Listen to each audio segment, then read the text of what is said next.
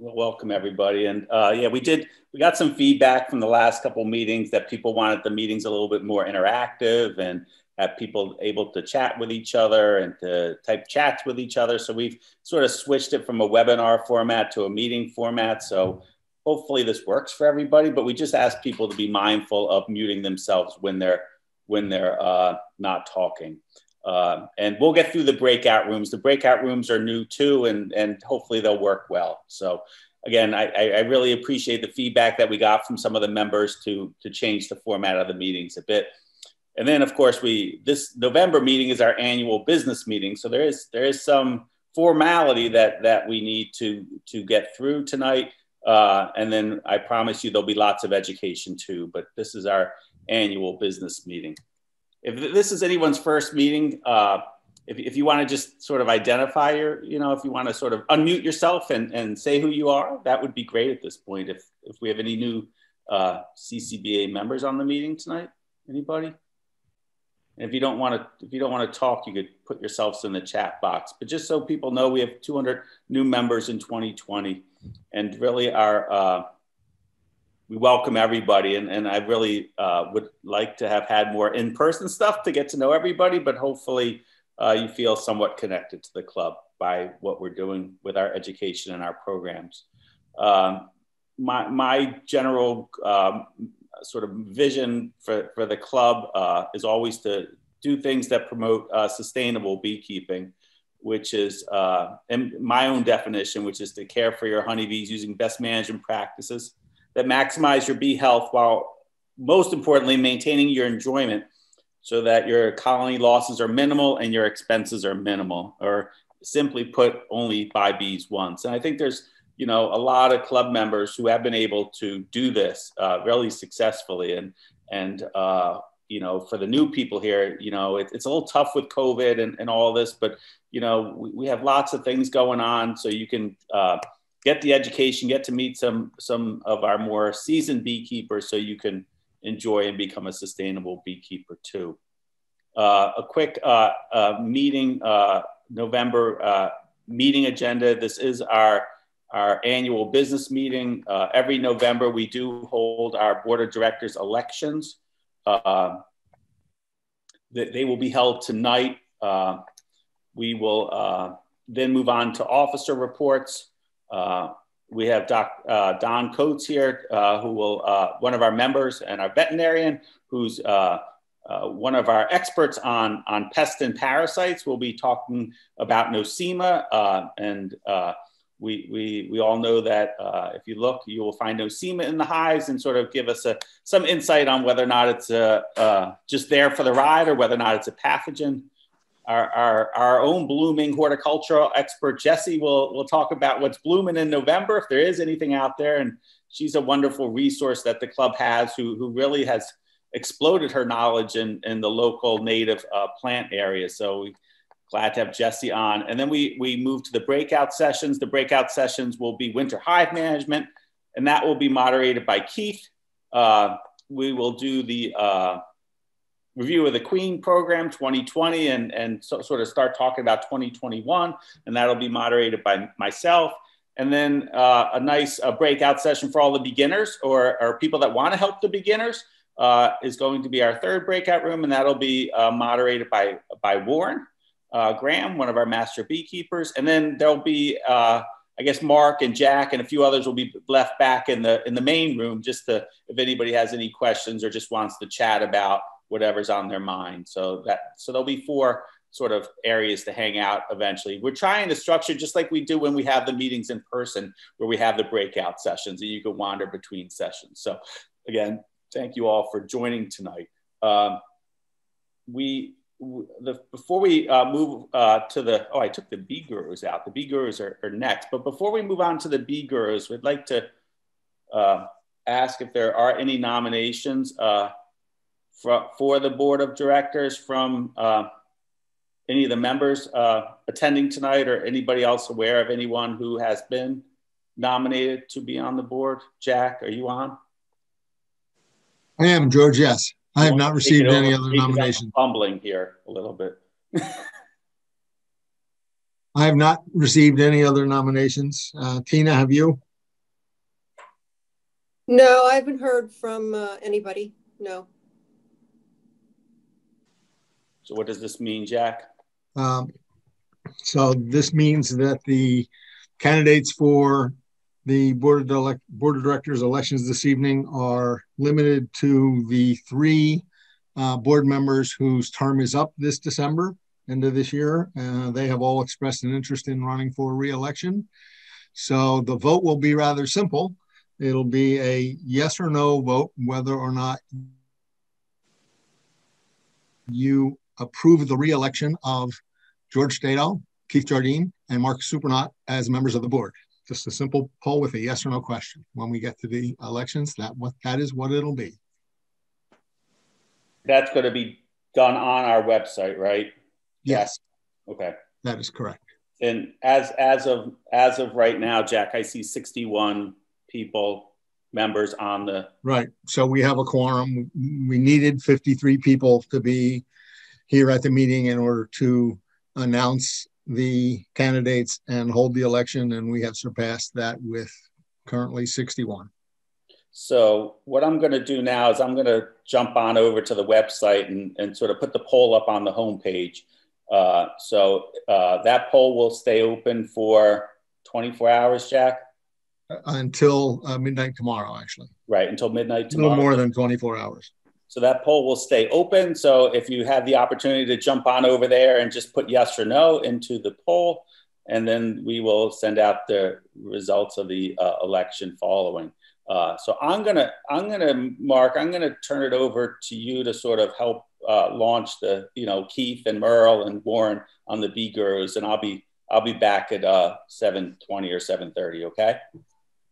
Are you talking about breakout sessions, or are you talking about the Bee Gurus? No, do the Bee Gurus now. I'm jumping off for a little bit to put up the poll. Okay, all right. Okay. Then I turn it over to the Bee Gurus. Yes, Keith and Earl and is Warren on? Warren's on. Yes, right. I'm here. So tonight, we have. Can you hear me? We have 3 or 4 Bee Gurus. We can hear you. Yeah. We have well known to all of us. We have 3 past presidents of the CCBA. Warren Graham, who was past president in Warren? 2000, I believe. 2000, and served for 2 years, or 1 year, or 5 years, or 6 years. 2 years. 2 years. And then Merle's past president serving for 2 years, and Keith's past president serving for 4 years. So they're here to answer any beekeeping questions you have. So you can, if you want to ask, you can unmute yourself and ask away, and they're going to impart their wisdom to us now. Thanks, guys. I have a question. It's Kim Christie. And it has to do with preparing the bees for winter. And so I know that the inner cover needs to be flat side down. Can you hear me? Yeah, go ahead. Yes. Okay.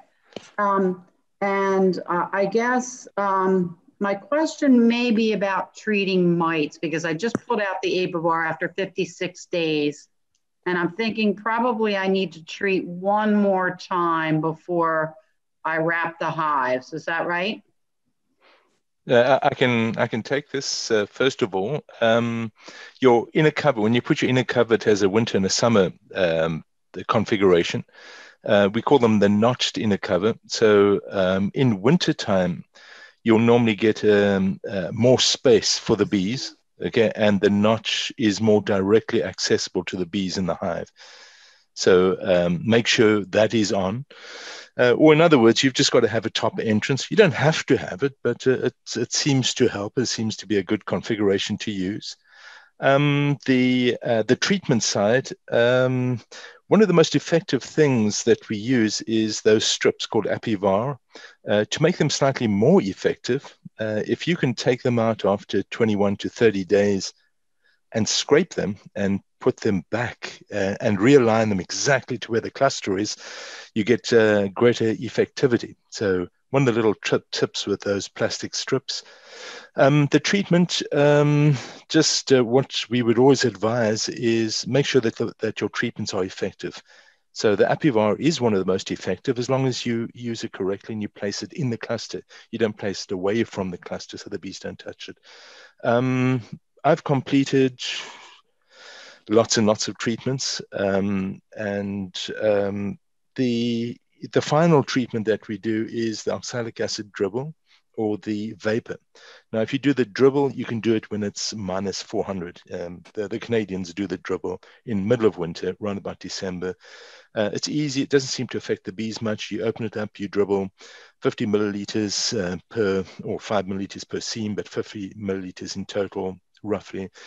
And we do that, as we said, about 15th of December. If you do the vapor must be done when the temperature is roughly over 40 degrees. So if it's very cold, we don't do the oxalic acid vapor.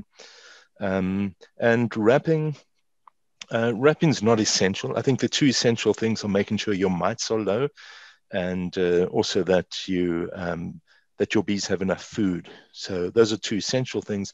Wrapping is nice to do. It makes a little difference, I think, and has different impacts on what you do. So it's not an essential one, but it's nice.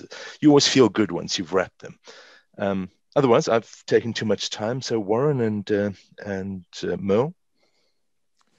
I could speak next. I would, I often wait to wrap any hives until after the oxalic acid dribble, which is usually in December, but it might even spill into January if the weather is disagreeable or if the holiday schedule is too busy. It's important to do that dribble. It really sets you up for a very good spring. It really seems very effective, and it's a very low risk, low cost, and low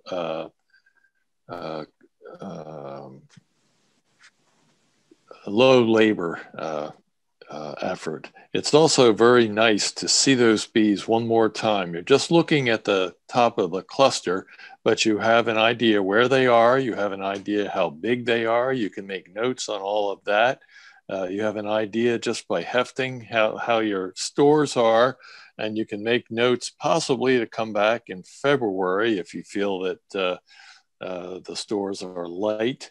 I don't feed in the winter, but I consider February spring, and I've been lucky these last 3 or 4 years. February has been spring. Bees are usually flying, usually getting pollen, and with a little bit of light syrup, they can be happily stimulated if your goal is to have a big hive early in the spring. It does make it likely that you'll have more swarm management issues, but that's a good issue to have in April when you want lots of bees in the hive. I think that's everything I would add. Oh, possibly late in the fall, if you read the directions on Apiguard, which is a Thymol gel, which we've used for years, you can do a very small dose of Apiguard in this season, just a dab. I think the amount is 12 milliliters on a card. And because the bees are less active, they usually don't tear it down very quickly. So it gives them a low dose fumigation over time. And the beauty of the Apiguard, that Thymol gel, is that it's a different attack on the mites, different than what we may have already done. And that can be great. That's all I have. Justin. Good music. Okay. The only thing I could add would be a thought on the weight of the hives and how much surplus, how much food they have.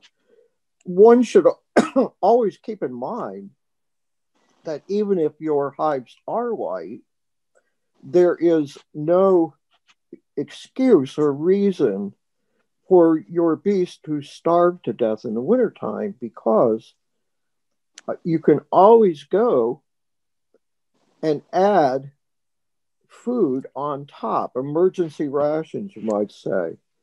And that can be in the form of fondant or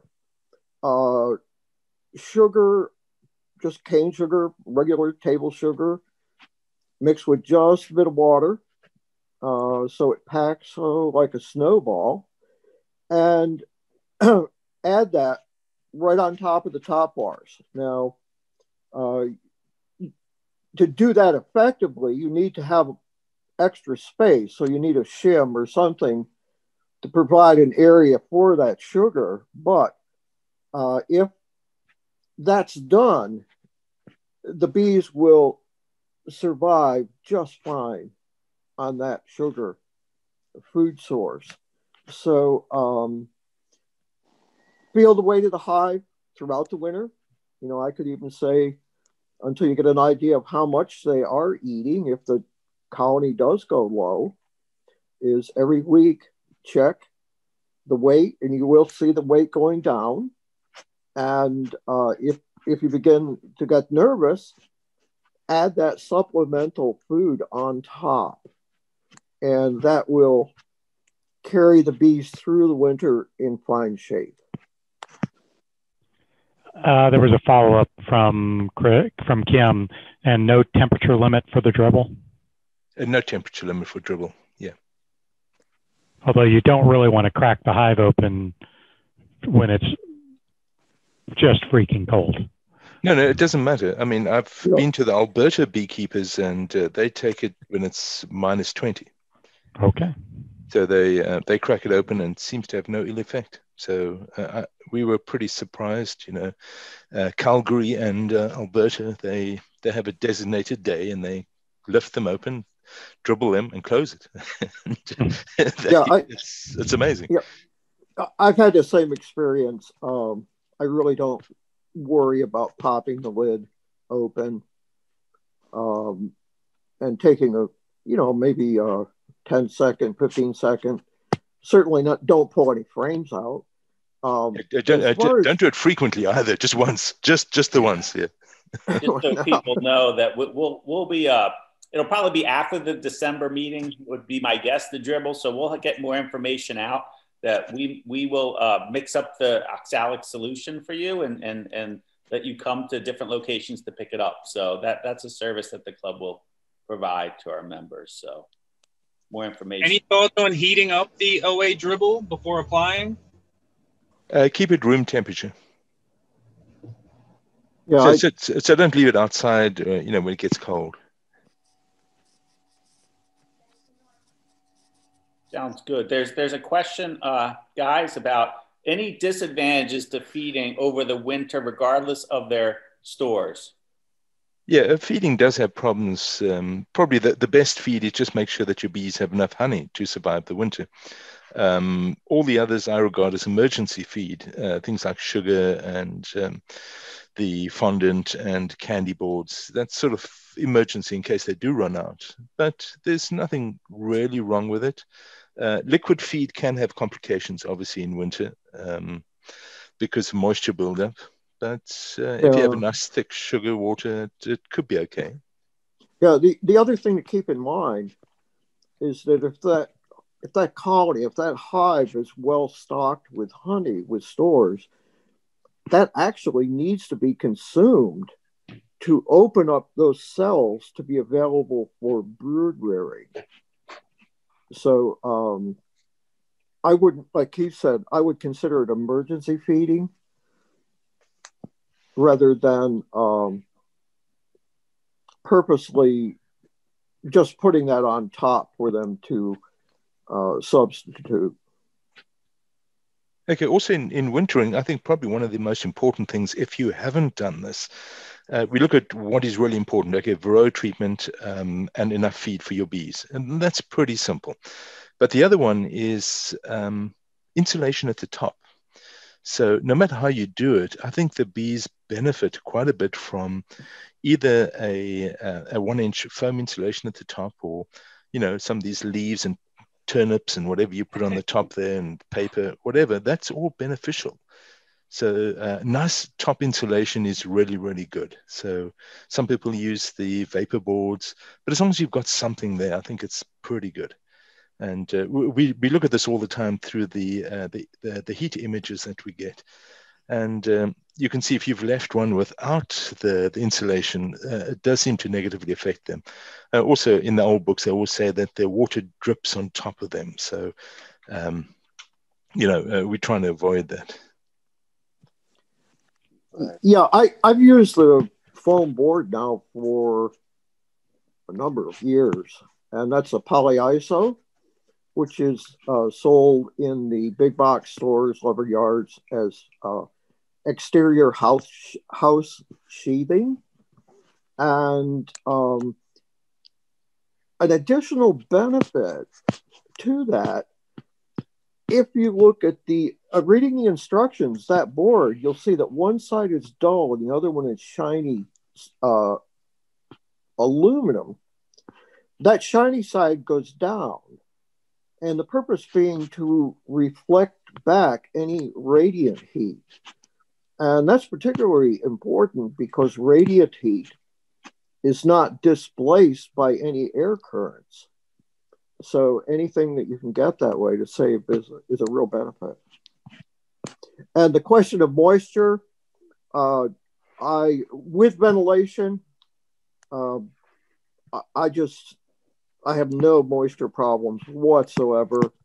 And I always suspected the concept of a few drops of water condensation dripping on the bees is a little bit of old wives' tale that it's terribly harmful. And you have to keep in mind that the bees actually need liquid water through the winter, and they recycle that condensation. That's their water source, which is required. What do you guys think about moisture boards, and where would you put it if you're going to put one on in your hive? Now, I would think moisture boards probably a good idea is to, I was thinking maybe the garbage can or. Yeah, I'm joking. I don't use moisture boards. I would prefer a nice bit of foam insulation. But to the guys who use moisture boards, they like using them. As long as it gives a bit of insulation to the hive, I think it's good. You put it above the inner cover? Above the inner cover, yeah. Just so that there's an opening just below that. So let me mention something about warmth and all that. March, I guess, is still winter, and amazingly, in March, the bees are building up very quickly. They have a lot of brood. They create a lot more moisture. They need a lot more food, and amazingly, the brood nests must be kept very hot. Instead of getting through, say, in January with no brood, the cluster can be very tight and can be at 57 degrees. By the time you get to March, you've got a pretty good sized nest, and it has to be at 95 degrees. So there's a lot more thermal dynamics at play. And in many cases, the March wind and the cold in March, even though they're not as deep and they don't feel as cold to us as it does in January, for the bees, staying warm is more of a challenge in March and even April than January actually is. So your hive wrap, your insulation, and certainly a good supply of food is critical during that. I always want to call it spring buildup, but many Marches, most of March is winter, and many Marches it feels like winter, and especially to the poor bees who are possibly dwindling and working very hard to keep a cluster, a brood cluster at 95 degrees. And then with the warmer temperatures in February, they get fooled, right? They see the trees. They get started and they overexpand. And then when they start to forage in the wind, a lot of times the field force, the adult bee force dwindles drastically, and they get caught not being able to cover that whole nest. So amazingly, I think I find myself fighting the cold much more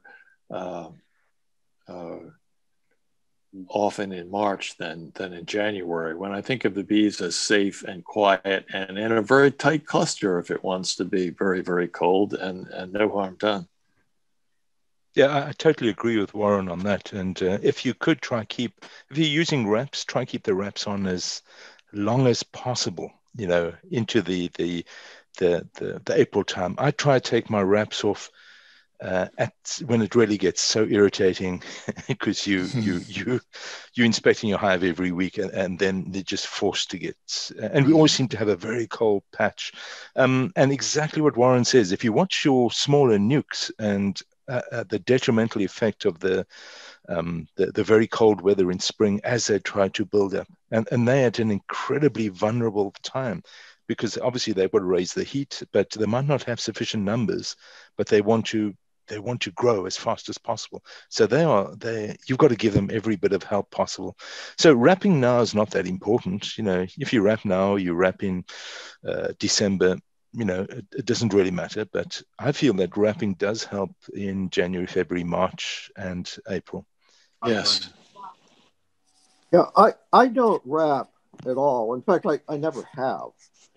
But one thing I would caution, if you're not wrapped, you definitely don't want to break the seal between the boxes. If you were to go in the wintertime and say, well, the cluster is if you're running 2 deeps, the cluster is not, it's down below, and I'd like to look at the cluster, and you break that seal between your 2 boxes, with the cold weather, it's not going to reseal again. The bees aren't going to reseal it, so they're going to have the possibility of wind blowing through the hive. Yes, and that also points to the other thing, that one of the most important things is wind protection. So on the early studies they did with bees, when putting them into refrigeration, and they seem to survive very, very low temperatures in a deep freeze. And where it does impact them is if you put a fan in the freezer, they die very, very quickly. So with us, wind protection, mainly north and west, if you can protect your hives with some type of barrier, a wind protection, it is very, very good for the bees. And you'll see it when some of your hives might be in a very well protected area and others are out in the open in the wind, and you'll see the difference between the buildup of these 2 apiary sites. So quick question, if you wrap the hive, is that enough of wind protection, or do you still need to offer additional protection? It also depends. Are you using a sticky board? If I have an area that is prone to wind, then I put a sticky board down with a small opening on the bottom, and I'll wrap as well. But I've started going for wind protection as well. So, but the wrap does help with wind as well. Yeah. And the reason often for wrapping is it gets the solar gain. Mm-hmm. Yeah, it heats up in the sun. I had to put another quick question in the chat. At what point in the spring should you put pollen patties in to help stimulate brood growth? I can be naughty and steal this one again. I feel that they get enough pollen in. I don't feed pollen patties at all, because I feel as though you're feeding the beetles. But I feel the early spring on virtually all my apiary sites, I don't feed, and they build up very, very strongly. So I don't think it is essential. But obviously some people have different ideas, and Mel, do you feed? Well, only as a stimulation tool, not for a nutritional need for the bees, because you'll start seeing pollen coming in even in February, almost through the year. But using it as a stimulation, if you, I think Warren mentioned, if you want a large colony, let's say you want to do an early split, if you need bee bodies, you can really push the colony to enlarge or grow abnormally. But of course, then you're bumping up against this limitation that Warren was talking about, is that they have to be able to keep that brood. If you stimulate them, only to have that brood die because we have a cold snap and they can't keep the colony warm, it's really a loss. So, and the other thing with the pollen, with patties and so forth, they generally if there is available pollen, they will take the natural pollen first. And my experience is that my bees just aren't that keen on pollen patties, pollen substitute, because I take it as a good indication that they are getting adequate natural pollen. So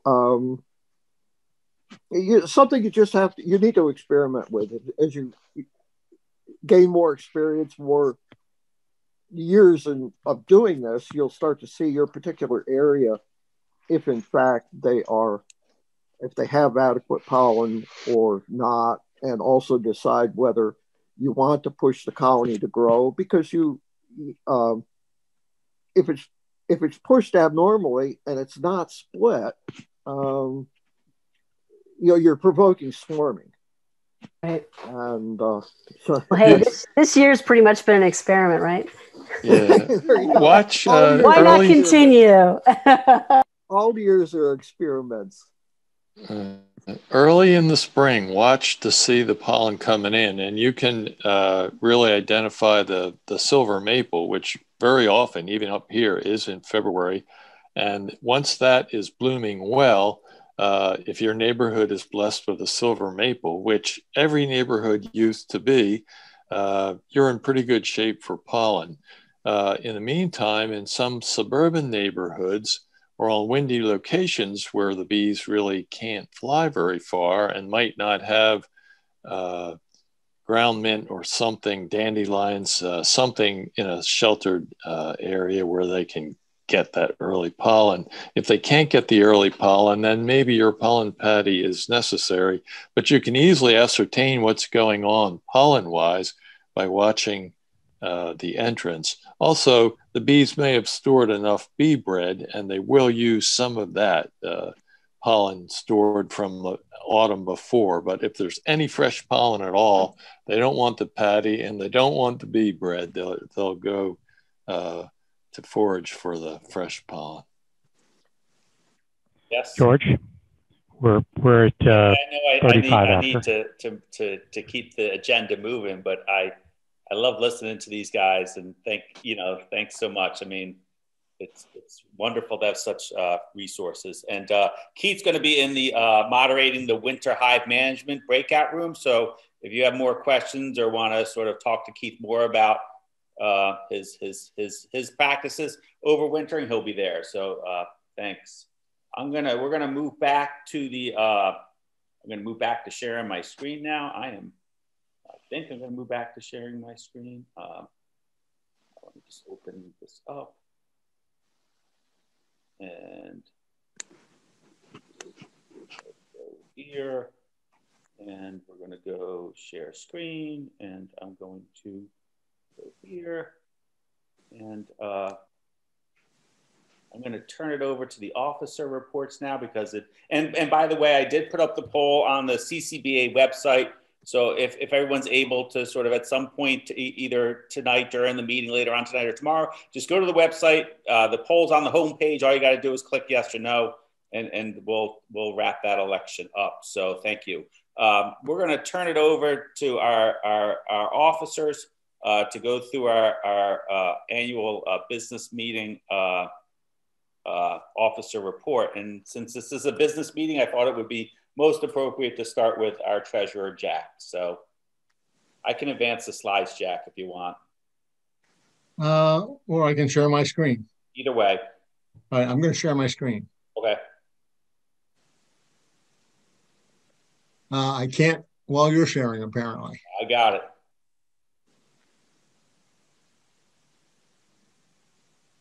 Okay. So real quickly, before I get to the treasurer's report, just to review what George just said, if you go to the home screen of the Chester County Beekeepers Association website, you will see, can everybody see that home screen?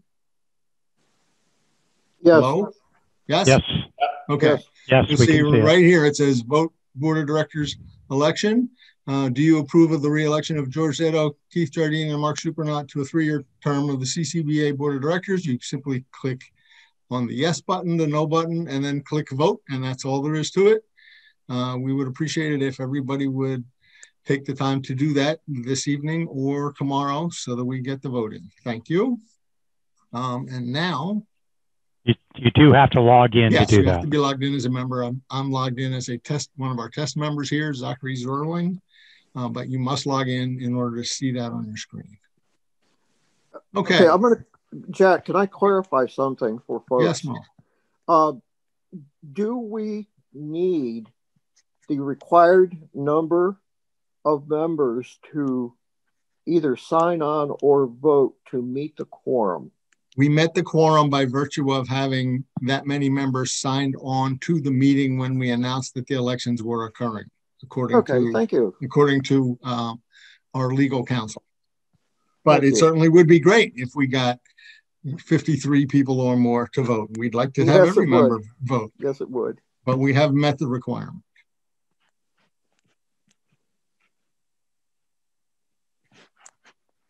Okay. Can everyone see the treasurer's report title page? No. No?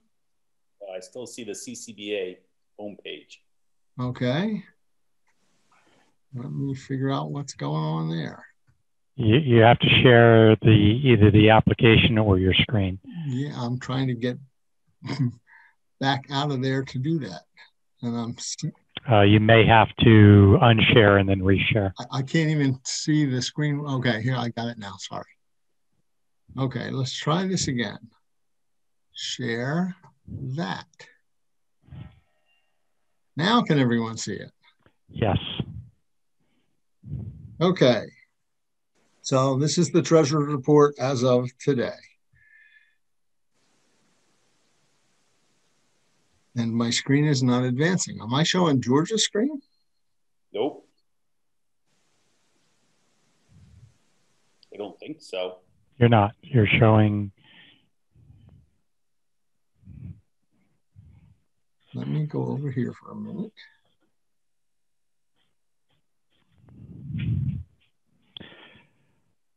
Technology. We'll be back to 3x5 cards and shoeboxes anytime. Welcome to my world. I do this all day long with classes. Sort of set the expectations. We're doing a bunch of new stuff tonight, so we'll get through it. It looks like it's like, here we go, Jack. Right? Is everybody seeing it now? Yeah. Yeah. Okay. There you go. So this is the treasurer's report as of today. 2020, it certainly has been a year to remember. This was the year of the shutdown. Just about everything was put on hold. People were forced to stay at home, getting cabin fever, maybe looking for a new hobby, perhaps, like beekeeping. But not everything stood still. The bees didn't notice anything different. And as beekeepers, we have to keep on keeping our bees.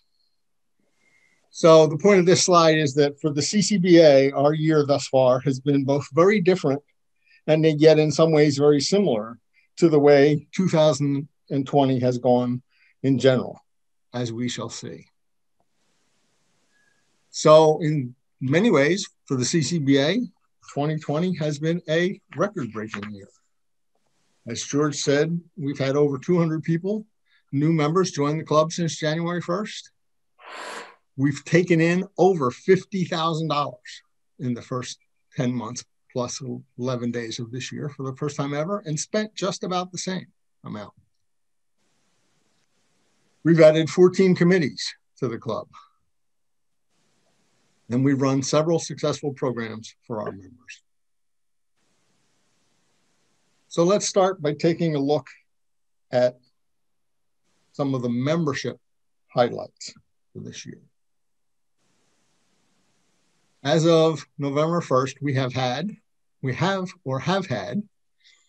659 total members in the CCBA. And in fact, one new member joined about an hour and a half ago. So that brings the total to 660 members. 274 members paid their dues within this calendar year. That doesn't mean that we have a lot of members not paying dues. Most members renewed for 2020 in late 2019.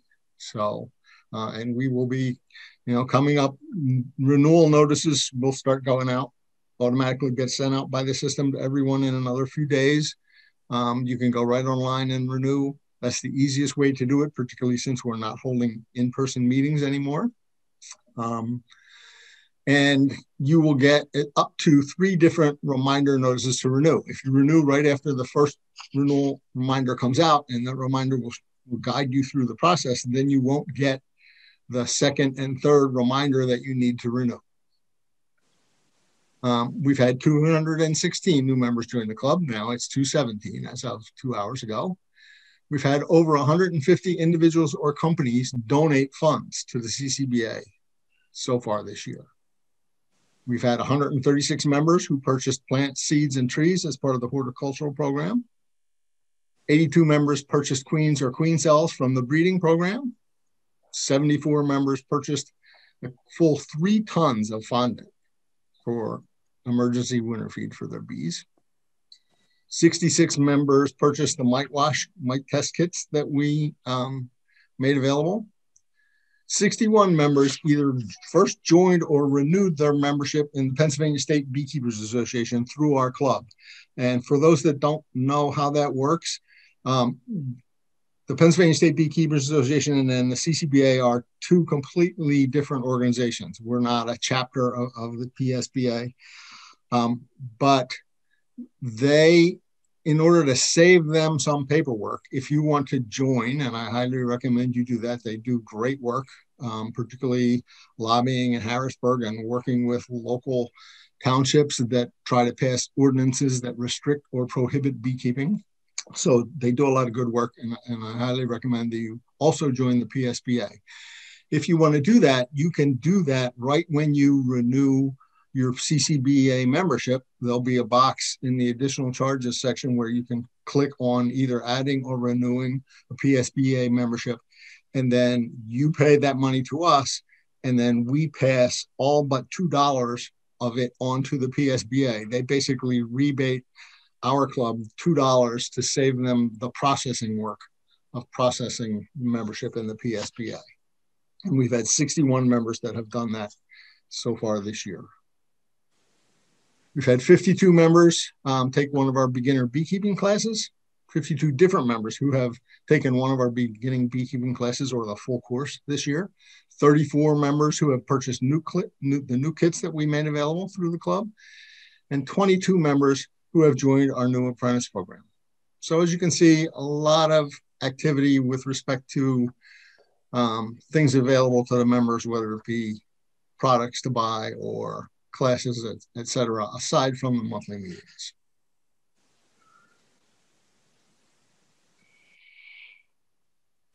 So now let's take a look at our year-to-date financial situation. Our top sources of funds this year, how money came into the club. Membership dues, $6,175. We have given to various organizations awards, donations, and grants totaling just under $5,500. The aforementioned purchase of plant seeds and trees by our members has brought in $4,300 to the club. The fondant sales brought in just under $3,700. The tuition for the beginning beekeepers course and classes, $3,500. Our apprentice program has brought in $2,640. The queen breeding program, just over $2,200. The sale of new kits, just under $2,000. And we've actually sold $1,100 worth of CCBA apparel through the storefront. If you want a t-shirt or a patch or a hoodie, particularly since the weather is getting cool, a nice CCBA hoodie, all available through the storefront. Our top uses of funds, how we've spent the money. We made bulk purchases of those plant seeds and trees that we made available to our members. That cost $4,300. The bulk fondant purchase was just under $3,600. The new kits, $2,500. We have given awards to other people of $2,400. We've spent just under $2,400 in website and software expenses. And some people look at that and say, well, that's a lot of money. But part of that goes to the Club Express, who hosts our website and makes the forums and the storefront and online renewals and everything else available to us. And then, as I think most people know, we added this year the ability to renew your memberships, sign up for classes, purchase any of these products that we make in bulk purchase through credit cards. Asset purchases, $2,000. Meeting expenses, $1,800. The dues that we collected through our members that goes on to the PSBA, $1,700. Just under $1,500 in liability insurance. And then between the bank and the credit card companies, that was another $1,400 in fees. So that's how we've spent our money. Overall, big picture, in total, when all is said and done, we have taken in a total of $55,214 since January 1st of this year. We've actually spent $54,506 for a net increase in cash of just $708. So if you stop and think about that, and some of the things I just talked about. Hello, doggies. Hi, guys. All that we have accomplished, all that we've provided to our members has netted the CCBA $700. Now, those of you who are math whizzes or quick minds may have noticed that on the previous slides, the total sources of funds came to about $31,000 and the total uses of funds was only about $24,000. So how do we get from those two numbers up to the roughly $55,000 that we brought in and spent? Well, the difference in those numbers and the totals between the $55,000 that we brought in and spent and the 31 top sources of funds and 24,000 in top cash outflows is the result of one thing, one way in which 2020 for the CCBA has been very similar to what it has been like for the rest of our world. Any guesses on what that was? No takers? Nope. Technology. Our canceled conference. While the pandemic has had all of our heads spinning, before the lockdown, we were moving full speed ahead with plans for our 2020 annual beekeeping conference to be held at Westchester University. When the university notified us a week before the conference that it had to be canceled, they were closing their facility, we had already taken in $22,000 in attendee registrations, vendor table fees, advertising fees. All of that money needed to be refunded or credited. So that was an additional $22,000 that came in the door and then went right back out the door again. And we had also spent another $1,800 in unrecoverable speakers fees, travel expenses, program printing, et cetera, and advertising costs. So when you add those conference monies coming in the door and going right back out again in most cases, that gets us to within a couple of $1,000, which were all minor expenses, to the $55,214 we took in and the $54,506 that we've spent thus far this year. And as my good friend Lieutenant Colombo used to say, oh, just one more thing. There's just one more thing that makes the year 2020 for the CCBA very much like what everyone else is dealing with at this time. It's election season. So please vote for the board of directors elections tonight or tomorrow. Thank you. Thanks, Jack. We're gonna open it up now to any member questions about the financial aspects of the CCBA for 2020. Please, if anybody has questions or comments, now's the time. George, what's the cost going through for that information training center budget? Is that available? The learning center that's going to be started next year does not have a formal budget yet, because we're still working on a big picture of what we're going to attempt to do there. So once we better understand the scope of what the learning center is, then we will be able to attach a budget to it. So more to come, honestly. I know that's not an answer, Tim, but that's the best I got right now. Thank you. No other questions?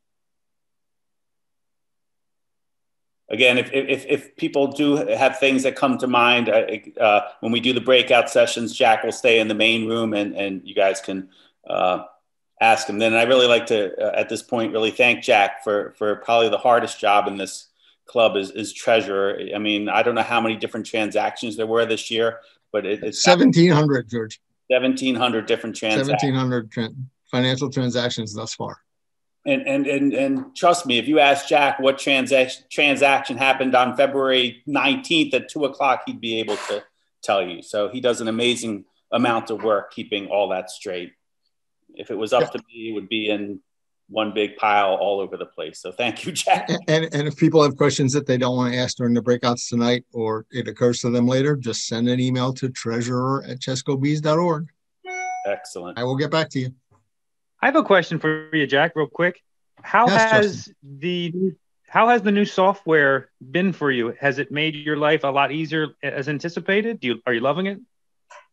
Yes, it has indeed. Both just the fact that the new software is there and people can get answers there rather than calling me about, oh, did I renew my dues? All of which you can check. You know, any transaction that you make with the CCBA, if you sign on to your profile, George, can I take 1 minute to show this? Yeah, we're going to run over tonight just so everybody knows. So go ahead. Okay. This is not the cause of running over. I'm the cause of running over. All right. So again, as a member, if you sign in to your profile page, right, go to your profile page. In this third box down right here, it says financial and historical data. If you click on transaction history, every transaction since we've had this software that you have made with the club will show up right here. Even if it's, once we get down the road, transactions from 3 years ago will still show up here. And right here is a receipt or details about that transaction.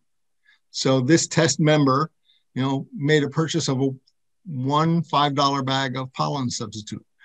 This shows this transaction was canceled because since it's a test member, obviously they weren't going to pay for it. Returning back to the previous page, the profile page, right below transaction history is payment and credit history. Any payment that you have made to the club will show up here, whether it's credit card, cash, check, doesn't matter. And any credits. Some of the people who paid their conference registration and didn't want a cash refund said, just credit my account. So in this section, it would show that they had $75 credit for their conference registration. Same thing is true with renewals. If you don't remember if you renewed your dues, just go in here and check in. It'll show up right there. So just in that alone has helped me, but it has helped in many other ways as well. Yeah, I would second Jack that Club Express has been one of the smarter purchases we've made recently. I mean, it's really helped us in so many ways. I couldn't imagine the job what Keith and Merle did without it. So we'll have Jen speaking in a bit because she's the one who's behind that. Moving on with officer reports for the annual meeting. Tina, do you have anything to add as secretary or want to comment on 2020 at all? Well, I just want to thank everyone for their patience this year with the emails being our main source of communication. And just to remind everybody that I'm also here as communicating your concerns or ideas as member relations. You can let me know any issue and I'll bring them to the officers and the board of directors, and it's a safe environment. Trying to get a quick resolution to any issue you may have. And I did come upon just a good quote from John Lennon that fits these times. Everything will be okay in the end. If it's not okay, it's not the end. That's it. Thanks, Tina.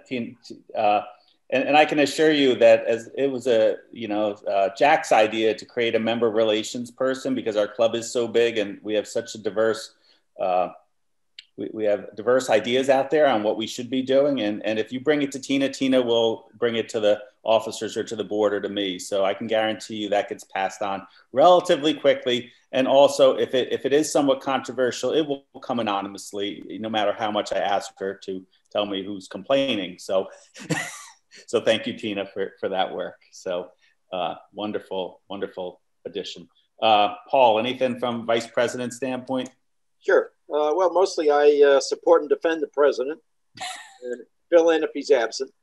But since George is now retired, he's never absent. So instead, he's abundantly present, like all the time. So you may remember in the past, I've chaired the annual CCBA conference twice. And this year I handed it off to Janie Gordon, but I worked hard on the conference committee for the first 3 months of 2020, particularly in securing advertising for the booklet and door prizes from the many companies.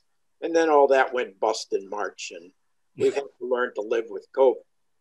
But I think we've adapted well, especially to the online format. And I helped test all these meeting formats, as did all the officers. And with Mark, and that's why you have such a smooth running program tonight. Thanks, Paul. Monthly, I give a talk on cowboy beekeeping each month, telling during the regular meetings what I'll be doing with my hives this month. And I continue to write that column for the monthly newsletter. And I try to be available for the Friday night bee chats, which I think is a great forum. It's very informal. And we get maybe 30 people and they talk for 3 hours and have a beer. It's a great forum and you can learn a lot. And of course, I attend the monthly officers meetings and board meetings. And sometimes we have directors meetings. I can do 6 meetings a month. In August, I participated in the Mitathon with my 4 hives and 2 nukes, and also with 2 longwood hives. And that allow us to gain that national prominence.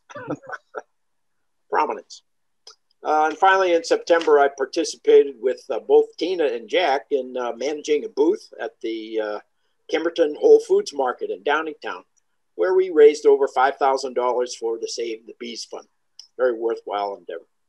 And I'll look forward to serving for another year. Thank you. Awesome. Thank you, Paul. I think Paul is the model backyard beekeeper. I mean, I really think that he is what most 80 to 90% of the club aspired to be, you know, have just enough hives in your backyard, know every hive inside and out, have every hive produce over 100 pounds every year. I mean, it's wonderful to have Paul's point of view out there and everyone's point of view, but I think Paul clearly represents the average club member in their bees. So thank you, Paul. Mark, do you want to take the slides for a bit, or do you want me? Or yeah, if you'd go ahead and push those slides up. Okay, let me do that. Actually, I can. That's fine. I just have to bring them. Oh, you're there. Okay. So just a quick update on the hive monitoring. Last month, I told you what our plan was, and we have executed on that plan. We have installed at the Learning Center the Broodminder hub, which is on the left, a single full hive scale on one hive, and then 3 other tilt scales, if you will. Basically, it only weighs one end of the hive, and you put it on a pivot. And then we also have 4 temperature gauges and 4 temperature humidity gauges, and have been installed. Next slide, please. No, the other direction, please. Yeah. Thank you. Yes, there you go. And so these are the 4 hives that they're installed in. And the next slide, if you go to beecounted.org and click on View Map and you drill into Southeast Pennsylvania, you'll see a hive cluster underneath Upper Providence that has 2 hives in it, and you go to the one on the right where Swarthmore is listed. And next slide, you click on that, up will pop the data on those 4 hives. And then if you were to click next slide, you would then see the data on that particular hive. So it tells you the hive weights, the hive temperatures, and the humidity. And that's data that's out there for anyone to go access and get into. And so that's available also on the club website. Will be a section that is there now, but it's not been turned on yet. It's called Learning Center eHive Monitoring, and you'll be able to see what our hives are doing. And if anybody wants to put their hive information up, if they have a broodminder or other link, we can put that link in there, and we'll be able to see what's going on around the neighborhood. And that's what I have on my plate. In addition to really being the backbone for all this Zoom stuff that we're doing this year. I'm just a Zoomer. You're a backbone Zoomer. Thank you, Mark. You betcha. Really quick on my president report before we go into education. So for those of you... George, can I ask a question first? Absolutely. Yep. Mark, can you put a list out of all the different electronic systems that will be able to link up with the website? I'm sorry, I didn't hear the first part of the question. Are you able to put out an actual physical list? Like I know you just mentioned Broodminder, but is there, like, can you list all the ones that are relevant that can go up there? I will eventually. If you know of a technology that you would like, send me a note and I'll take a look at it. I personally am looking at Arnia, but not until next year when their next version comes out, which will give us Wi-Fi capability as well as some additional capabilities that they'll have. I've looked at a couple others that look pretty good. There's some that are just way too expensive. They want satellite communication setups, which become very cost prohibitive. And I'm trying to stay away from cellular, but we may do that at the primary apiary site. But based on a limited budget, that may not happen until next year. Is like Weather Underground with weather stations, was that going to get linked in there as well? The weather is linked. Weather Underground has gone to a subscription-based pay-as-you-go model. So it won't be Weather Underground, but there are some weather capabilities that are out there that we can use. Great, thank you. Yep. And we do, by the way, we do have access to the weather station that I installed out at the Learning Center. It's not owned by us, but it's maybe 50 yards from the hives. And we have access to that data. Thanks, Mark. So yep.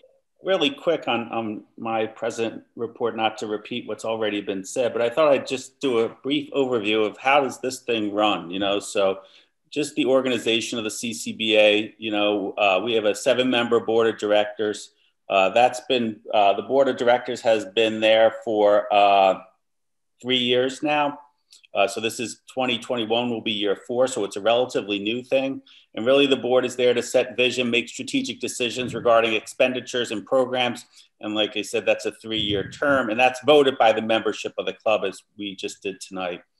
There are 5 officers of the club. There's the president, 2 vice presidents, a secretary, and a treasurer. And they're really managers of the club's activities. They meet, we meet at least once, if not twice a month. We go over the program that's going on, the meeting activities, who's staffing what, just managing the activities. And the officers of the club are selected by the board of directors. So the 2021 officers will be selected by the board that will exist after the election tonight. We also have 13 committees. Each committee has a lead and has a membership, and really they are the engine of the CCBA. So they are the ones who deliver the programs. the president gets to select the committee leads. I will, if I'm president again in 2021, I will be reaching out to the committee leads shortly and seeing if you're interested in serving again in 2021, and then we'll reach out to the membership to staff your committees. And then we have two new special interest groups. Well, we had the horizontal connection, which is Hiroshi and Lynn Arnold.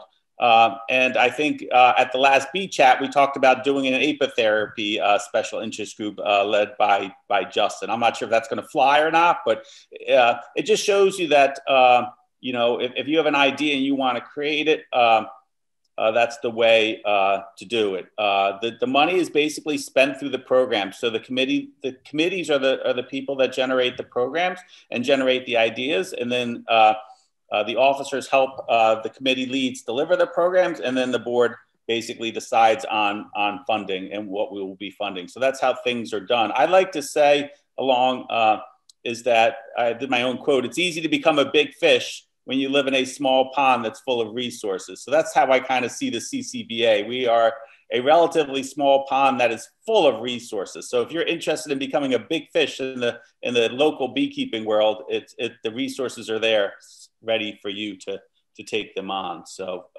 again, if anybody is looking forward to 2021 and thinks they have a little bit more time to get involved, please contact one of the committee leads, or if you can't figure out where exactly your skill set belongs, let me know and I will help you. When I think about optimizing the CCBA, I think there's the membership, and then there's the board, officers, and committee leads. And I just sort of put down kind of what I think the work or what I envision the work of the committee leads and officers are. It's really to educate members on what to do. It's to engage members in measuring what they are doing to guide effectiveness of teaching in future directions. I've definitely taken on a lot we've taken on a bunch of surveying, a bunch of data, citizen science projects to sort of start to generate these benchmarks. And then once we get the benchmarks, I'm a big believer in any evidence that we generate needs to be disseminated back to the public and to the members. So, we've been very good at, if you fill out a survey, you will get the survey results of the group back. If you submit data, you will get you'll get the aggregate data back and how you choose to use that's kind of up to you. But if you participate, and even if you don't participate, the club members deserve to get that data back. I'm about setting the bar high, but attainable. I think the only way we progress as individuals and as a club is to set the bar high.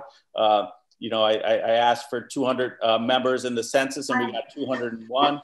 I said that we were going to win the Mite-a-thon, and we won the Mite-a-thon. So again, the idea of setting the bar high. I'm a huge believer in using all the assets that are here. When I consider the assets of the club, I think number one asset is the membership, the 659 members that we have. Obviously, our financial assets. I've worked hard to spend probably a record amount of money this year, and if president next year, I will break that for sure and spend more money because I think those assets are there to be spent.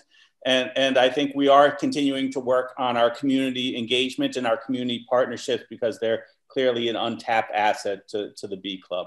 And obviously, as many of the officers know, even though I work pretty hard and push myself, I really, at the end of the day, want to have fun and see it as all good. Otherwise, I can find something else to do. So when we look at how does that reflect back on the membership, ideally the membership is practicing evidence-based best practices. We've tried to do this in Bee Chat. We've tried to do this in the education. Lauren's done a phenomenal job at pushing out education this year. Sam Ramsey, Lee Bushong, Randy Oliver, really sort of trying to get the experts to reinforce the evidence. Next year, I would like to sort of work more a little bit on recognizing and treating diseases. I think it's an area that as even as backyard beekeepers, I think if if you're keeping bees, I think it's you should have some basic knowledge of what a sick hive looks like and know what to do with that. So that'll be a focus of next year. We all participate in continuous learning. That's how we do things better. I want our members to get output. You know, I mean, you should make honey if you want to make honey. You should make nukes if you want to make nukes. You should have hives survive if you want to survive.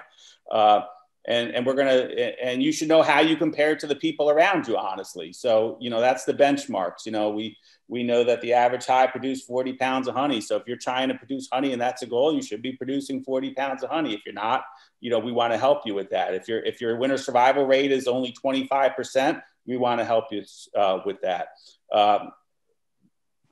Another important thought of the members is networking with fellow beekeepers, participate on committees, join bee chat. Surely, you know, most of us learn a lot just from talking to people, and that's been tough. And I think that's been what people have missed the most this year, about just the ability to network. But I think some of us have been probably networking a little bit more with some of the Zoom meetings. Again, Bee Chat is on every Friday for anybody to join and sort of meet and learn about our fellow members. And obviously, at the end of the day, we want to have fun and all good. So, you know, that's, if people want to know kind of what goes through my head and sort of the CCBA, that's it. Again, what I see as the successes of 2020 is we've had 31 continuous bee chats, 32 this Friday. So that's probably over 90 hours of bee chat. So approaching 4 continuous days of bee chat. As Jack mentioned, we have 50 new beginners and beginner or apprentice programs. They're going to be our sustainable beekeepers in the future.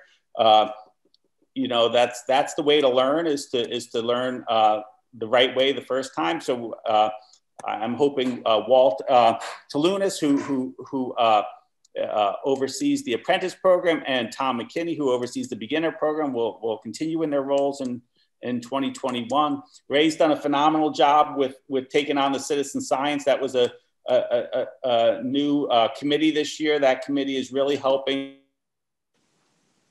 me with the benchmark, sort of what outcomes as a club do we want to measure, and how are we going to measure them, and how are we going to use those benchmarks to tell us where the opportunities are for better education or more programming. I mean, we're just starting the journey, you know, so there's a lot more to be done, but I think we've made huge steps in trying to do that this year under Ray's guidance and help. We've had 103 CCBA project queens. That's been my little project this year, to make 100 mated queens, and more to come on that. I said we were going to be the Mitathon winner, and we were the Mitathon winner.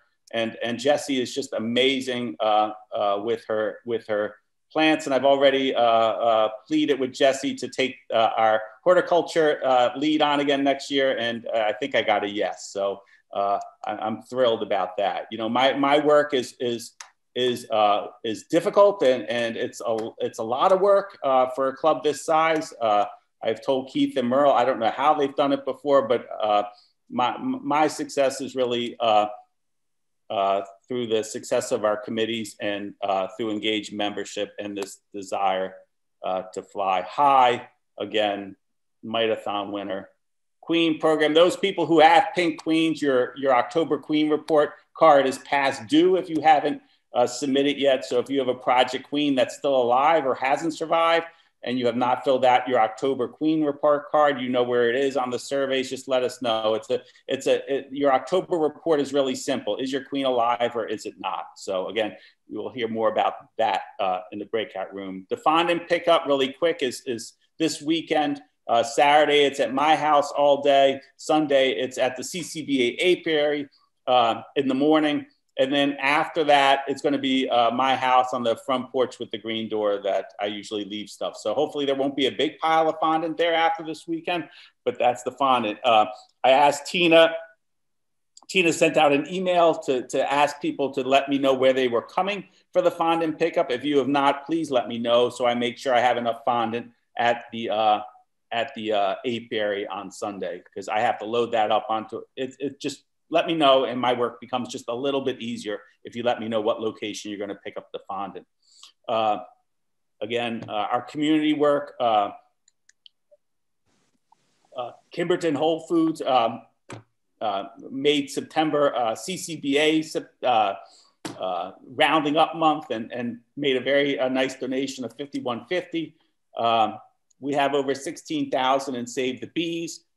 Just to let people know, there is a committee that's working on how to spend that money. We realize that we have a large amount of assets in the Save the Bees fund, and we would surely like to work with some of our local partners in helping them out in these very tough times.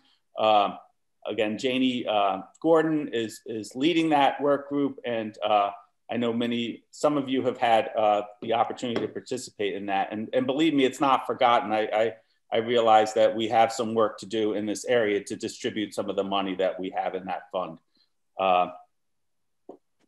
Are your colonies ready for winter? I hope so. You know, I think we've heard it all through the bee gurus. It's pretty simple, right? Top insulation, top entrance, wind breaks, emergency feed, and oxalic treatment with wind foodless. So that's all I got from the business aspect of the presidency.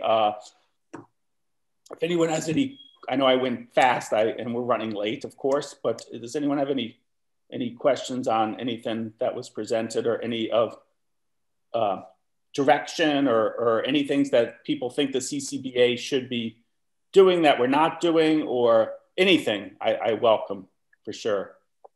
And I know, anyway.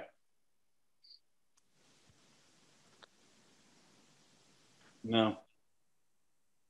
And I try to thank everybody. If I haven't personally thanked you yet, my fault for the work you've done. I will get there. I promise you. It is recognized, and I clearly see the people that are putting in a ton of effort to make a 660 member club run as effectively as it has in the past years. So I thank everybody, and if I haven't thanked you personally, trust me, it will come. It will come.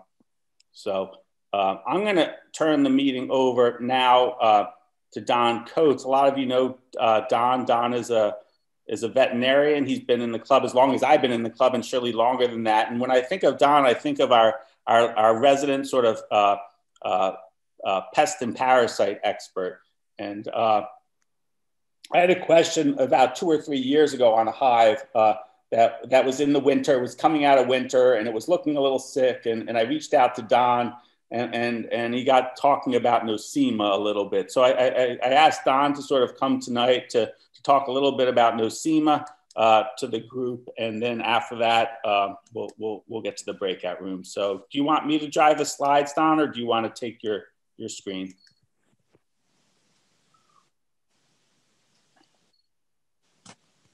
I restarted the slides, and so maybe I could share the screen with my own set. Good. I'm going to stop sharing, so you should be okay to share it now then. Are we there? Not yet. It isn't doing it? I don't see it yet, Don.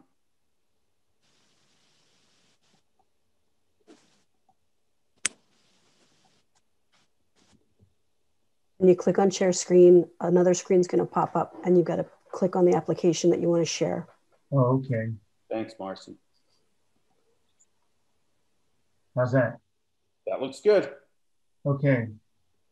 Well, besides the review of the disease itself is perhaps first an introduction to a concept to have the members join in a kind of a campaign to monitor the occurrence of nosema in our hives.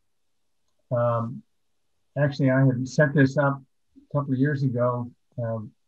Ray Walker will remember too that we had a cluster from different parts of the country along the East Coast, all the way from Florida up to New York, where every month we collected 20 bees and tested them for nosema. A quick oversight for that strategy was the fact that the temperature or the latitude does influence the cycle of where you find nosema in the hive. But there are other factors as well, and that's in the bottom of the list here. If you can see my marker, that sometimes the older colonies have more nosema, and the age of the queen possibly could affect it. Population density definitely does have an effect. Because as we'll see, for those who might participate in this monitoring, that as we get into the winter, the more hardy hives tend to have more nosema, which is not what you'd normally expect or be intuitive. And the question also is whether the presence of nosema affects honey production, whether winter survivability, and kind of an outlier here that there's a point of view in the literature about the color of the stomach and eventually the slurry that you use when you test for nosema has a relationship. So anyway, all of these factors are what we'd like to eventually plot. Ray's going to help us make a chart and graph and make samplings of where there are these relationships. And the overriding question, as you'll see here in the different slides, is how pathological this organism actually is. So if you want to participate, you'll want to just contact me, and I'll send you a kit of simple sampling materials and a return envelope, making it straightforward how you can really collaborate. But to send me an email or call me, and I'll send you the materials required for you to make the monthly sample. Now, in the conversation, and this is what I hope to generate too, you in your list, George, you mentioned a special interest group, that maybe this could evolve into that, because as I'm requesting here, and you said that you're going to back the idea with the club, that over 14 months we'll be doing this, and so that might kind of generate a qualification as a special interest group of the club. There are a lot of misleading comments in the instruction books on beekeeping about nosema. The most common is that it's associated with smearing or diarrhea on the hive front, which is I can visualize Randy Oliver just stomping his foot and said that is not a fact. In some of his in some of his YouTube presentations. The question is the level of concern the organism has, whether it's an opportunist or possibly even a commensal or symbiotic organism. And I'll come to that point later when you see some of the mechanisms of it. So that introduction is probably about as long as the overall instructional part here. I'm using a hello. Yes. I'm using a slide set that was generated 8 years ago at an EAS program in Kentucky that I've modified to use, borrowing from one of the professors there, Tom Webster. So with his forgiveness, I'm using our agreement on using some of his material. These are what nosema spores look like at the magnification of 1,000. They literally do sort of glow when you're at the right depth of field in the microscope. A fascinating feature. It really borders, this organism just borders on the mystic of nature, of how things work.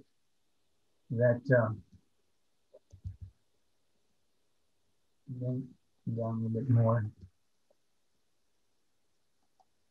The organism resides in the stomach.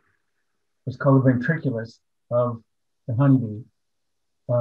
It gets there probably, well, most definitely by ingestion initially.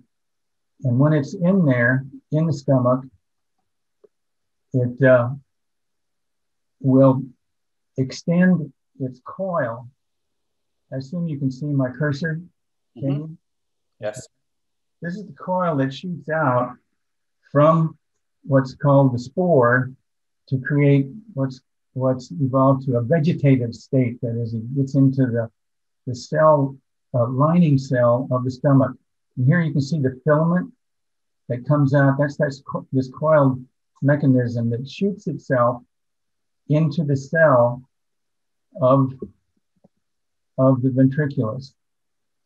And here you can see the length of it, this enormous extension of this filament that reaches up to the surface of the ventriculus and then sets up housekeeping in these cells. This is the artist view of the cell lining, of the ventricular lining of the gut.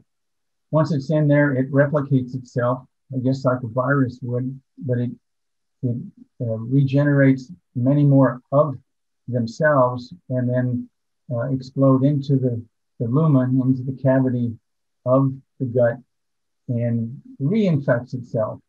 So the population is expanded quickly. Now to sort of almost meditate on the miracle of how this works, that long filament has to penetrate this internal film of the protective, almost like a cellulose layer that normally protects the stomach from any roughness of pollen grains that nature is going to put in there in the process of digestion. So that filament has to go through this peritrophic membrane in order to infect the bee or the stomach. Matter of interest here, I was able to collect several bees that I knew were positive and was able to have the vet school do histopath sections on them and confirm that indeed this is where the organisms in the vegetative state were residing. This is at 400 magnification.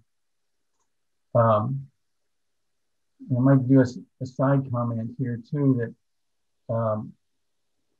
for those of the membership who are maybe biology teachers or in medical profession, if you want to really explore something fascinating about the honeybee, the book on anatomy of the honeybee, Understanding Bee Anatomy, is just a thrilling book, if you can imagine it being such as a textbook, to see all the parts of the honeybee.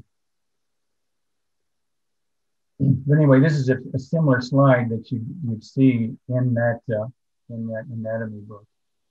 And again, denouncing the relationship that's not there, but you will see it in textbooks. Anytime in a beginner's book or in a YouTube presentation, talk about nosema, this is what is associated with it.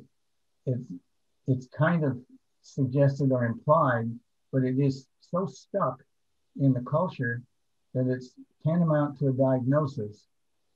And this is what's worth really stressing, that you really don't need to treat it to begin with, but to use this as a diagnosis is really, really wrong to do. Now, kind of right away getting to the point of our invitation to monitor and sustain a conversation about the incidence of nosema is this from this graph from Bee and Farm Partnership collective data showing how it normally cycles through the season. And doing this, always becoming almost non-existent in November, October, why it just demonstrates the fact that it's a nature's organism that maybe is meant to be there. It definitely does not kill hives. So now a little bit of further comments, background. Those of you who may have looked at the species commentary, that there's a Serranae and also an Apis species, that the Serranae has overrun the population or the representation of the organism, I guess, across North America, perhaps even in other countries as well. So we're dealing pretty much consistently with Nosema serranae. The speculation here by Dr. Webster was whether it mattered whether it was Serranae or Apis in terms of how it was being spread.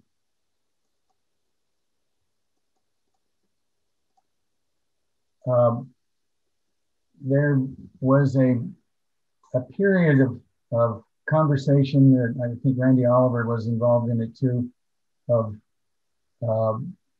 wanting to account for greater pathology, that it might be invasive into other glands and as well function of, say, salivary glands, or even in the midgut. But the concern, as far as I could follow, was not definitive at all. It's there, and it is pretty much accepted. So the red lines here are my commentary on this old set of slides that I'm suggesting that it controls itself, as our club project will explore and hopefully have some conversation about it. And as George and Daryl came visit, they could see that testing for Nosema is quite simple, just making a slurry in a baggie. That individuals, other members could do that, and it would enhance the conversation, I think, too, about what they see. It's a fascinating exploration. But for the prevention, or let's say control of it, this list had some valid concerns that you cull old dark comb, that you'd expect to have more spores in it, residual spores. I'm not sure how you can be careful about buying bees, and it seems wasteful not to recycle used equipment.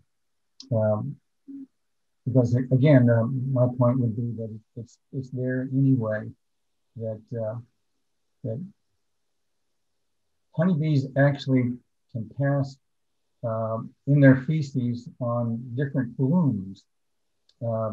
This might account for, too, the earlier stages at a residual amount, that they do poop on blooms, and it would seem unrealistic that you're going to really totally sterilize the environment so the hive is not going to be susceptible to it.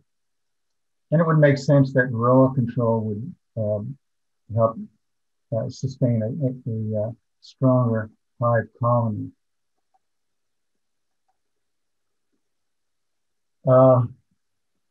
Here was more discussion about the peritrophic membrane, which is kind of a fascinating concept in itself, that's anatomical.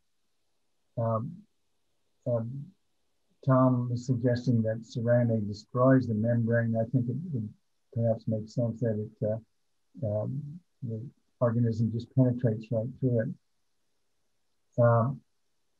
here is a Canadian study that addressed the other factor of what my initiative might be, that it's not worth treating hives that you suspect or even diagnose of having nosema, because when they treated with fumagillin, they did get a sharp decline initially of the spore count, but the untreated also went down, and already in June, there would seem to be an insignificant difference between the treated and the untreated.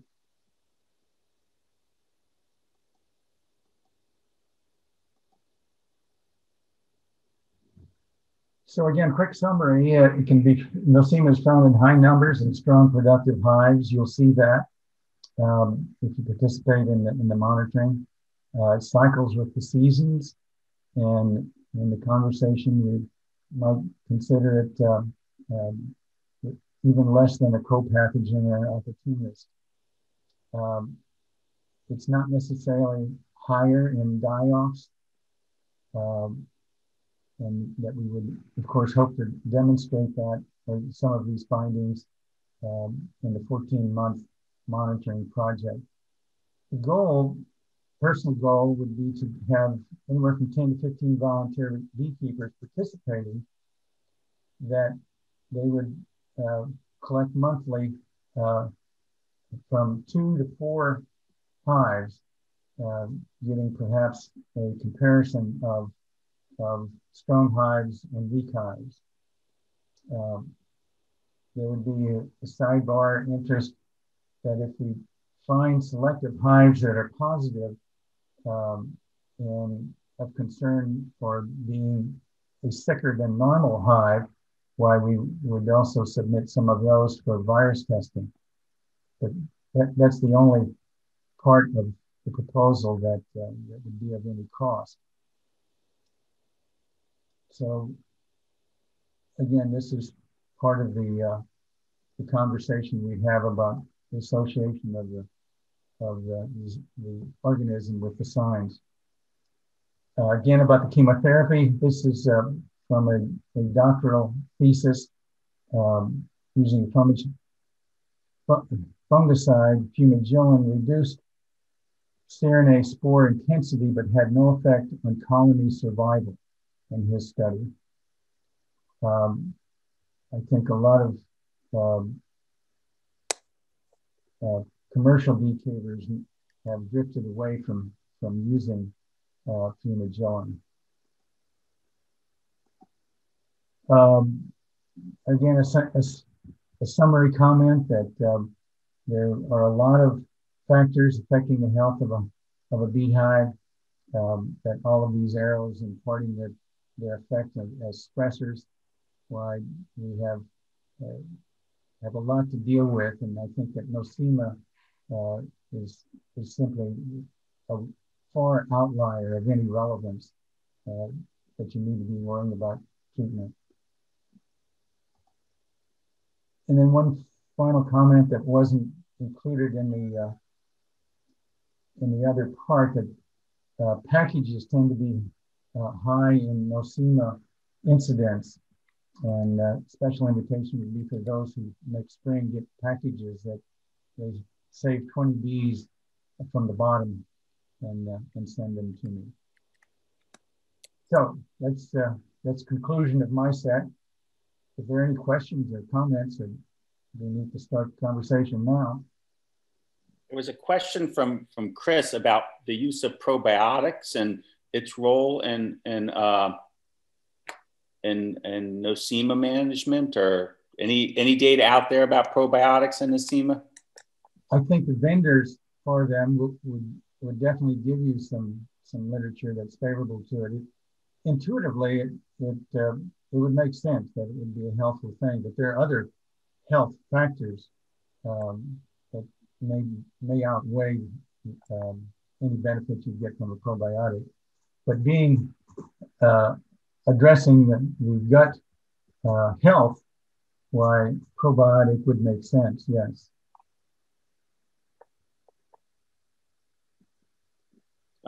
there's a question from Bruce on the impact of nosema on the honey, quality or quantity of honey. It wouldn't affect the quality, I'm sure. The quantity, again, would be influenced by the overall health of the hive. The damaging effect of an infestation of nosema is so small compared to other factors. I don't think it, again, would be anything to worry about at all. Again, bringing up the point that, as we'd see in the monitoring program, that you'll see a high spore counts in the millions in robust, productive hives. Actually, you commented too that the nuke that you had that tested positive, right? It was the stronger of the two. Yeah, I brought, I had 2 nukes that were started this summer from the program queens, and they were the same age. They had the same age queens in them. They were sitting in the same location. They've been managed the same. They were about the same size. Maybe one was a little bit stronger than the other.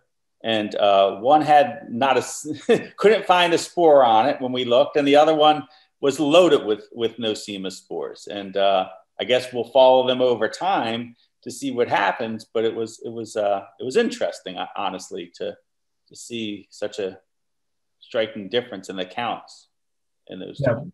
That's the exact conversation we hope to have. So I thought I had a hive once that, remember, a couple of years ago, I had you come look at a hive that had, like the streaking and the stooling inside the hive. So I always thought that was a sign that maybe it was worse when you actually had the bees defecating on the top bars of the frames. And I think you helped me sort of decide that was a gut reaction to pollen and not to nosema, I believe. Yeah, particular pollen, or even it's in the literature that honeydew, that if they're getting nectar from pine trees or some other factor of the nectar that could be in some way contaminated would give them the diarrhea. But it is commented in the books that nutrition has a role, distinct role in the creation of dysentery. Any other questions for Don? Again, you will be hearing more about in 2021, hopefully, about disease recognition and treatment, and some small projects that will come out of it, and some really cool ideas upcoming once we get through the winter. So. Can you post Don's contact information in the chat? Yeah, Don, do you want to post your contact information in the chat? And again, all these slides will be up on the website. Okay.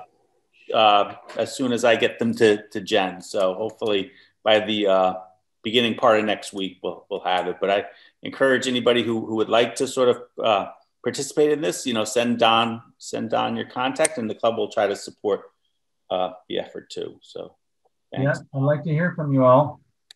Send me your bees. And once COVID is done, we're going to flood your garage and see Don's lab. It is definitely a cool thing. He's turned his garage into a bee lab. Is that fair enough to say? Yes, that's a nice compliment. He set up benches and microscopes, and we were smushing bees. It was quite cool. So, hey, Don, one question: how many total hives are you looking for? I saw it was like 10 to 15 with 2 to 4, but what's the optimum number that you're looking for? Well, if we get 30 to 40 hives, ideally, if we could get them contrasted with strong with a weak in the same bee yard, that would be nice. But if we got 40 participants, that is 40 hives, that would be a good goal. Okay. That could be just 10 participants with 4 hives or some assortment like that. if say I've got 1 yard with say 25 hives in 1 yard, would that be beneficial to have more from one location, or do you want to spread it around to get more risk factors? More dispersal, but it'd be great if you could get 4 of those. Sure. Hey, Jesse, are you on?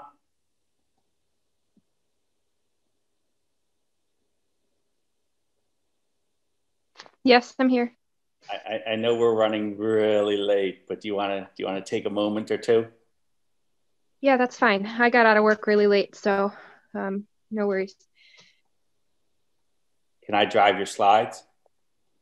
Yeah, there's not a lot big surprise blooming in November, but we have some things hanging on. We've got some asters that are still doing really well. I don't know about after all this rain, but especially the aromatic aster is big and still purple and beautiful. Some of the heath asters and what looks like an aster but isn't, the daisy fleabanes, are even reblooming. You'll also find, the next slide's fine, George. Okay. You'll also find some goldenrod. If this was at a trial garden at Mount Cuba, if you've never been there, go there. It's phenomenal. But there's a couple goldenrod just that put out a little bloom if they were new plants this year. It took them a minute to get established, and because we had that long, nice, mild fall, they did put out a bloom or two. And then for native bushes, the witch hazel is putting on a great show right now. There are also several spring blooming plants that will put out a small bloom now, like just a couple flowers. So nothing that the bees are going to be super attracted to, but it is an interesting phenomenon because the amount of daylight that we get and the nighttime temperatures that we have are similar to in the spring. Some spring blooming plants will put out a few blooms now, and it's not like this magical global warming like event. It's just they're like, oh, I've got the right light and temperatures here. Here's a few flowers. But next year is going to be really, next month will be really scarce for blooms. January is going to be rough, but then February we'll get some good winter blooming flowers. So we'll keep you posted with those. And the witch hazels that everybody got at the, I can't remember right now if it was the spring or the fall plant sale, give them a couple years. Probably we got really small plants. So I'm going to say 3 or 4 years, and they're going to do great blooming things here in November for us. Thanks, Jesse. Jen, are you on still? Jen Shannon? I am. Do you want to, Jen is our information systems manager. I forget what your official title is, but she does the website, and we're going to be making some revisions. So I asked Jen to share those with us this evening. Okay, so it'll be really quick. George, if you can stop sharing so I can present, that'd be great. Okay, so real quick, if you haven't been on the website yet, which I'm sure we all will be this evening to do our vote, I have a before and after menu set. There's a lot more revisions to come for the website, which will be rolling out. I anticipate, I'm hoping maybe a nice new fresh start for 2021. I think we all probably could use that. But I wanted to just go over the menu set really quick. So this was our before, a nice long list. We had a scroll. And now what we've done is we condensed it into smaller bite-sized chunks. So you can click on the events and get to the event calendar just by clicking on that. You can click back on home. You're the members menu, committees, forums, membership directory. So those of you who are asking for Don's information, you can get here as long as it's made public to all of our members. We can see that, our surveys as well. And then we have our resources, which is the documents, newsletters, photo albums, and video library. And then also Mark mentioned earlier this evening about our eHive monitoring. And I got that page up for everyone. So I'm going to do that really quick here so everyone can see. So this is what Mark has been working really hard on. And here is the beecounted.org website. So if you wanted to add your hives to the page, email the CCBA apiary and we'll get that posted for you. And what's really cool about this page is if you click on any of these hive IDs, it will take you to another website that gives you all the empirical data in relation to these hives. And I think it keeps a 90-day record. So I'm not quite sure how long this has been up and running, but it's a really cool menu set to look at if you're interested in knowing all about our eHives.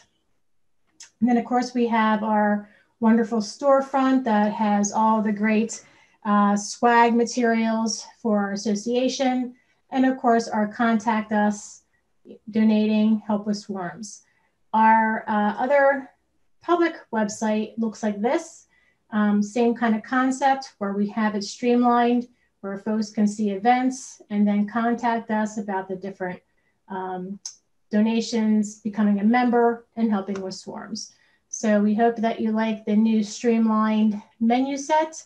There's more to come. Excited about revamping some of the look and feel as far as moving some of the menu sets across the top and having a little bit more tidier or less, you know, cluttered, not cluttered, that's the wrong word to say, but a little more streamlined presentation of documentation for folks to find it maybe a little bit easier. And thank you, George, for all the input that you've been doing on the homepage. It's really much appreciated. And it's a really great way to start thinking about other things that we would like to have on the website.